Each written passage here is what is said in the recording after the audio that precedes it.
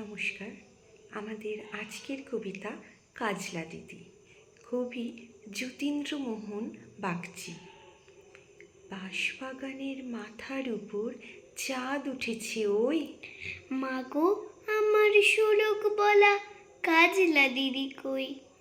পুকুর ধারে লেবুর তলে থোকায় থোকায় জোনাক জলে, ফুলের গন্ধে ঘুমাসে না একলা জেগে রই। মাগো আমার কোলের কাছে কাজলা দিদি কই।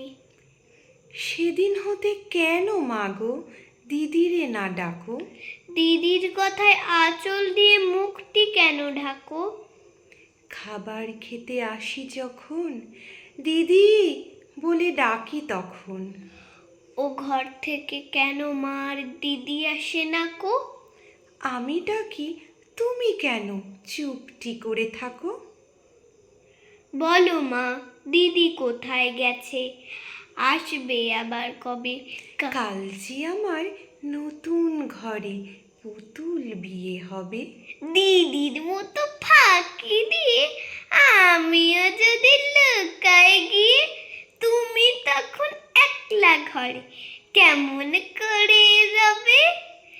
আমিও নাই দিদিও নাই, কেমন মজা হবে।